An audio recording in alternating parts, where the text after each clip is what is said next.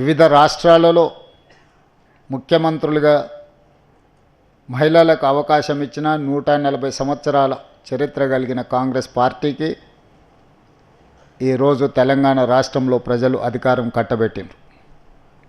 ప్రతిభా పాటిల్ కావచ్చు, శ్రీమతి ఇందిరాగాంధీ గారు కావచ్చు, శ్రీమతి సోనియా గాంధీ గారు కావచ్చు, శ్రీమతి మీరా కుమార్ కావచ్చు, ఇలా చెప్పుకుంటూ వెళ్తే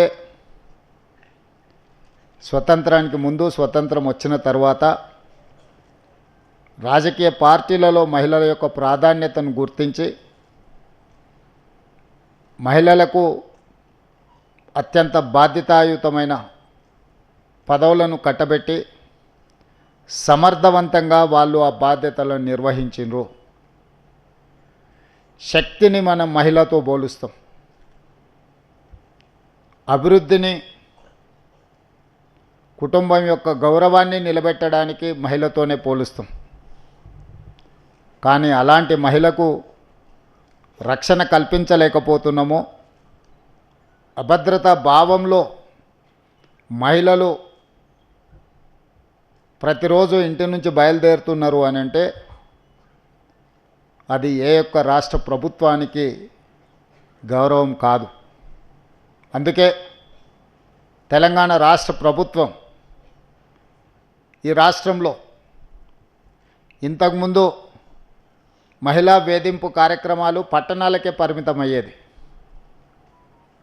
లేదా కొన్ని కళాశాలలోనో లేకపోతే పబ్లిక్ ప్లేసెస్లోనో మహిళలు వేధింపులకు గురయ్యేది. సాంకేతిక పరిజ్ఞానం పెంపొందిన ఈ సమయంలో cyber crime, social media also is playing a crucial role in harassment of women. Here we have to take some responsibility.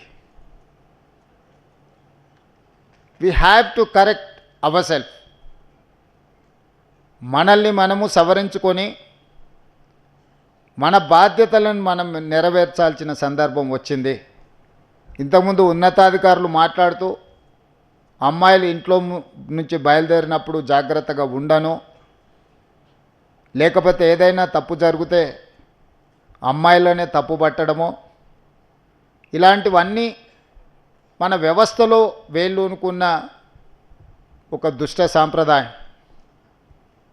అదేవిధంగా ప్రభుత్వాలు మహిళా రక్షణ కోసం చట్టాలు చేయడం, మహిళా రక్షణ కోసం పోలీసుల పర్యవేక్షణ చేయడంతోనే మన బాధ్యత అయిపోయింది అని భావిస్తే మన బాధ్యత పూర్తి అవ్వలేదు. ఈరోజు సమాజంలో ఉండే మనము చట్టాలను చేయడం, పోలీసులు పర్యవేక్షణ చేయడమే కాదు, ఒక సోషల్ రెస్పాన్సిబిలిటీ మనం తీసుకున్నప్పుడే ఆ సమస్యకు పరిష్కారం దొరుకుతుంది అని చెప్పి నేను భావిస్తున్నా.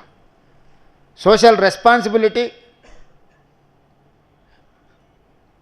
మన కుటుంబ సభ్యులను ఎవరైనా వేధింపులకు పాల్పడ్డప్పుడు, మన కుటుంబ సభ్యులకు చదువుకునే కళాశాలలోనో, ఉద్యోగం చేసుకునే ప్రాంతంలోనో, లేదా పబ్లిక్ ప్లేసెస్, రైల్వే స్టేషన్ కావచ్చు, బస్ స్టాండ్ కావచ్చు, ఇంకెక్కడైనా సినిమా హాల్ కావచ్చు, ఎక్కడికైనా వెళ్ళినప్పుడు మన కుటుంబ సభ్యులకు జరిగే అసౌకర్యం కానీ అవమానం కానీ మనం ఏ విధంగా ఆలోచన చేస్తామో ఇతర ఆడపిల్లల పట్ల కూడా మనం అదే విధంగా ఆలోచన చేసి దానికి అవసరమైన నివారణ చర్యలు తీసుకోవాలని చెప్పి తెలంగాణ రాష్ట్ర ముఖ్యమంత్రిగా మీ అందరికీ సూచన చేస్తున్నా. నేను ఈరోజు తెలంగాణ రాష్ట్రం అభివృద్ధి చెందుతున్న రాష్ట్రం.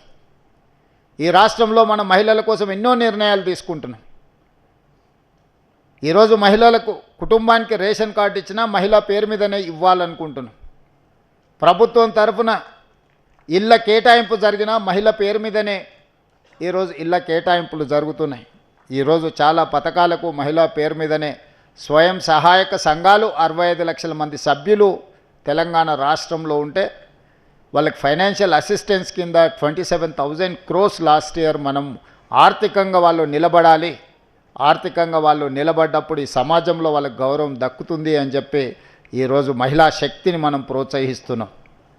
ఈరోజు హైటెక్ సిటీ అంటే మైక్రోసాఫ్ట్, ఇన్ఫోసిస్ లేదా విప్రో లాంటి ఐటీ కంపెనీలే కాదు, ఆ పక్కనే ఇందిరా మహిళా శక్తి స్టాల్స్ అని చెప్పి మహిళలకు ప్రపంచ స్థాయిలో వాళ్ళు ఉత్పత్తి చేసే వస్తువులను ప్రదర్శించడానికి 3 ఎకరాల స్థలాన్ని 100 కోట్ల రూపాయల విలువ చేసే వసతులను అక్కడ తెలంగాణ రాష్ట్ర ప్రభుత్వం ఏర్పాటు చేసింది.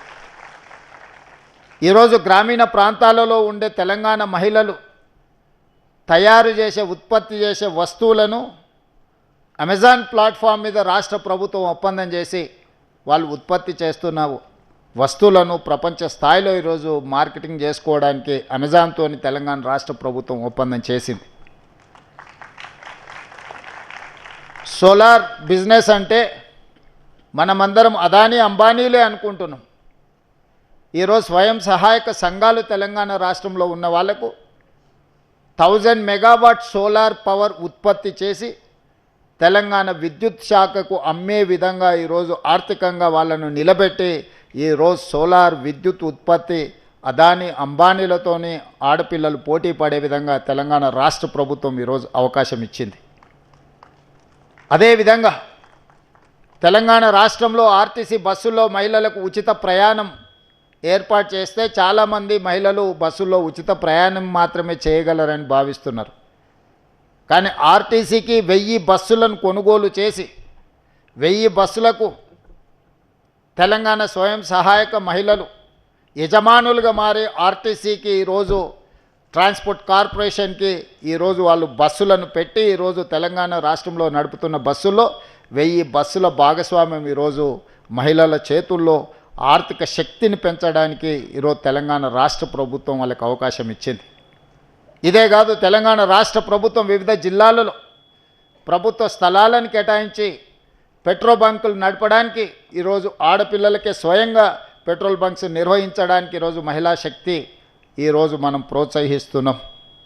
ఎక్కడ అవకాశం ఉంటే అక్కడ ఆడపిల్లలకు ఈరోజు ఆర్థికంగా నిలబడడానికి అవకాశం ఇచ్చినాం. అదే కాదు, దేశంలోనే మొట్టమొదటిసారి మహిళా యూనివర్సిటీకి వీరనారి చాకలి ఐలమ్మ స్ఫూర్తిని, పోరాట స్ఫూర్తితో ఈరోజు మహిళా యూనివర్సిటీకి వీరనారి చాకలి ఐలమ్మ పేరు ఈరోజు మనం పెట్టుకోవడం జరిగింది. అంతెందుకు, తెలంగాణ రాష్ట్రానికి తెలంగాణ తల్లి అని ఒక ఆడబిడ్డనే మనం ఒక అమ్మగా ఈరోజు తెలంగాణ రాష్ట్రానికి ఒక స్ఫూర్తిని, ఒక మూర్తిని ఈరోజు మన ప్రభుత్వం అందించుకున్నది. అంటే ఈ తెలంగాణ రాష్ట్రంలో మొన్నటి వరకు చీఫ్ సెక్రటరీగా కూడా ఒక మహిళా అధికారే ఉండే. నేను వచ్చిన తర్వాత ఆల్మోస్ట్ 1.5 years. సో ఈరోజు vigilance and enforcement DG Shikha Goyal, anti corruption bureau DG Shri